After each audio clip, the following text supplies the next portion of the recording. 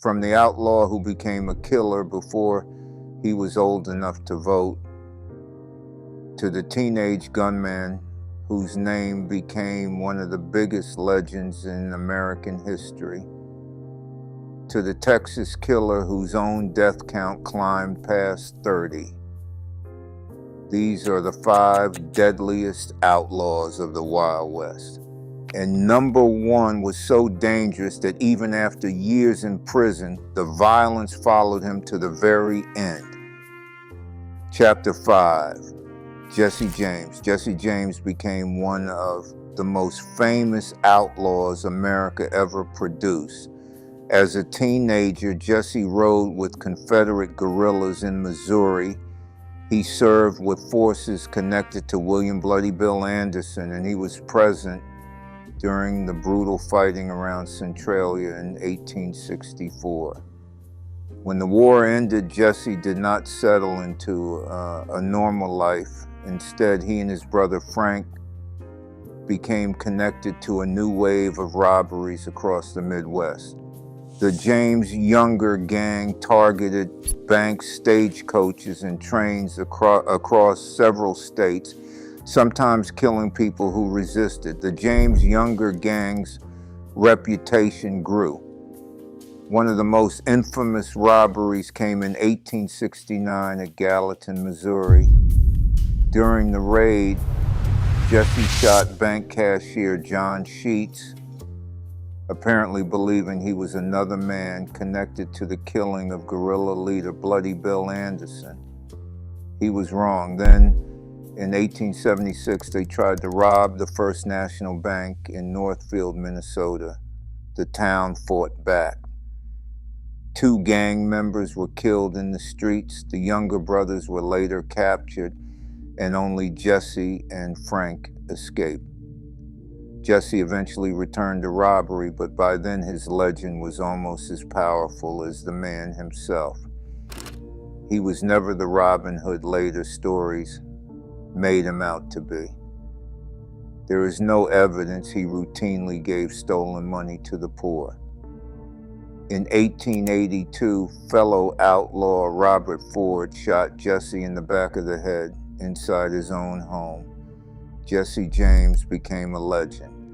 But the next outlaw built his reputation in a much shorter and even more violent life. Chapter 4, Cherokee Bill.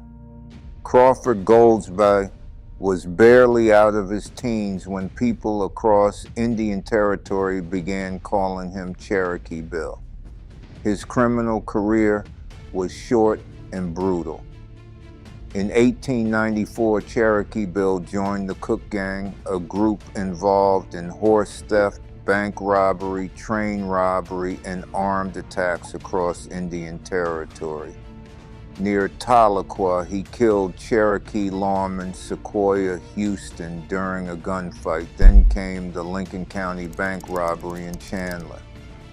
During the robbery, Cherokee Bill shot and killed a barber who was trying to warn the town.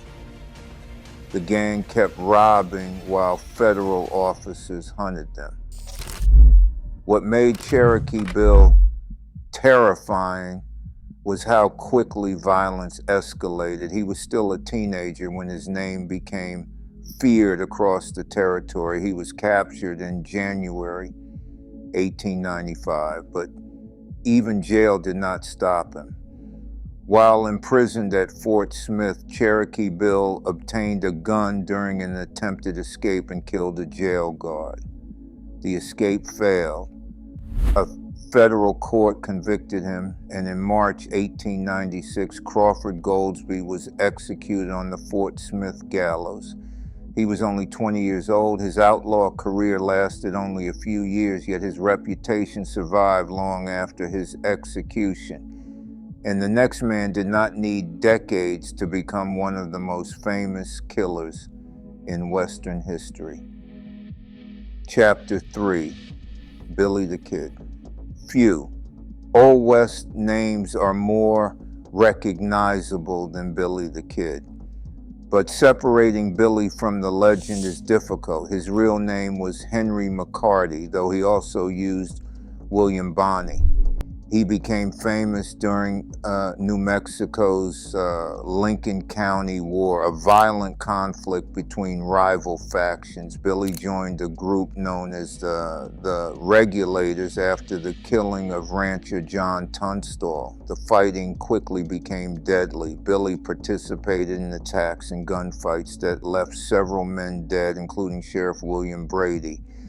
But the popular claim that Billy killed 21 men, one for every year of his life, is almost certainly exaggerated. The true number is disputed and probably much lower. That does not make his story peaceful. In 1881, Billy was captured, convicted of murdering Sheriff Brady, and sentenced to hang. Then he escaped.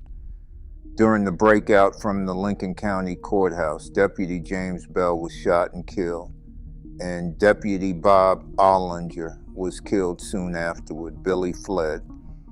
Sheriff Pat Garrett hunted him down and found him at Fort Sumner in July 1881. Garrett shot Billy inside a darkened room. Billy was around 21 years old. His real body count may not match the legend, but few young outlaws became more famous.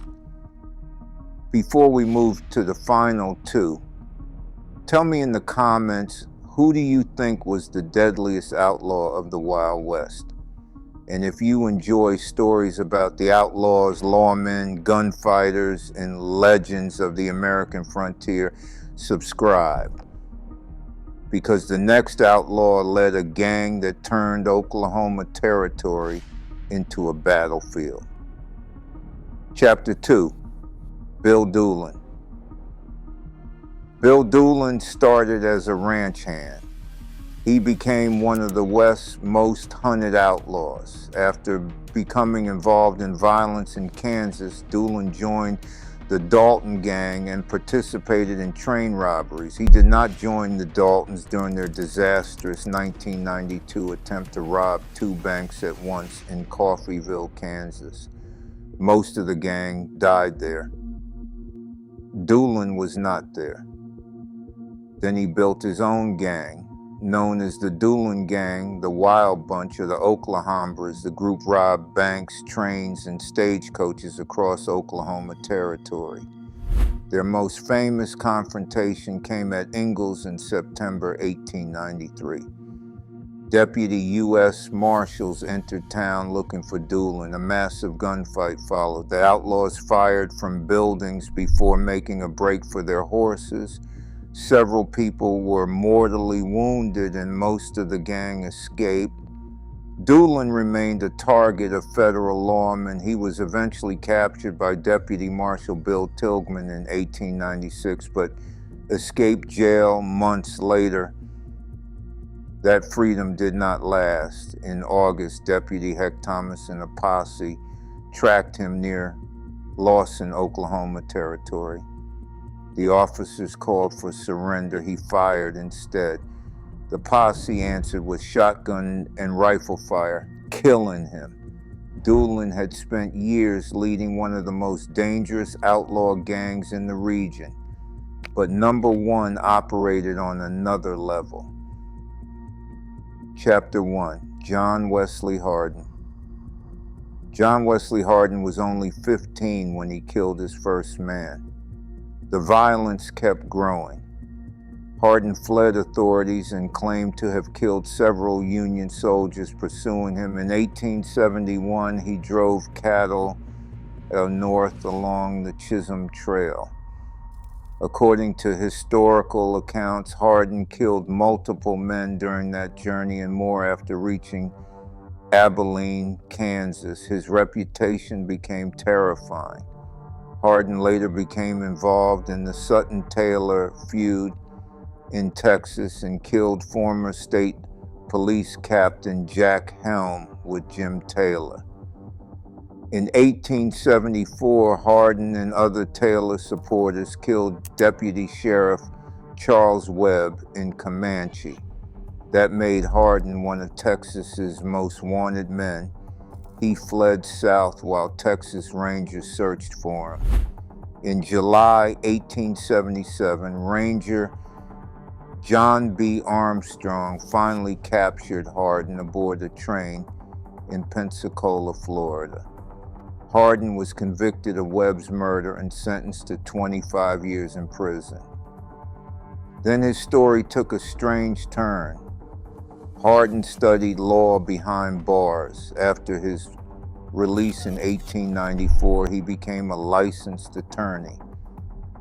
For a moment, it looked like he might finally leave violence behind. He did not. Hardin moved to El Paso and soon found himself surrounded by trouble again. On August 19, 1895, Constable John Selman walked into the Acme Saloon and shot Hardin dead.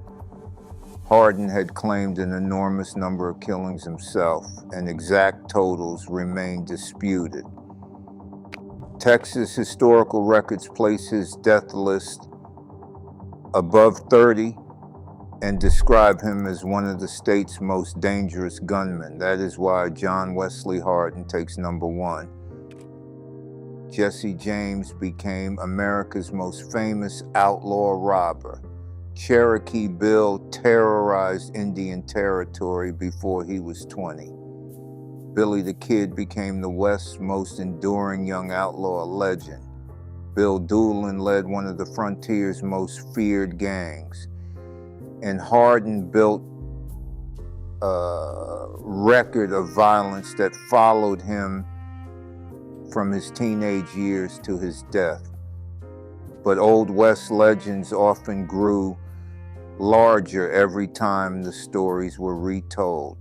So who would you put at number 1? Let us know in the comments. And if you enjoyed this video, subscribe for more stories about the outlaws, lawmen, gunfighters, and forgotten legends of the Wild West.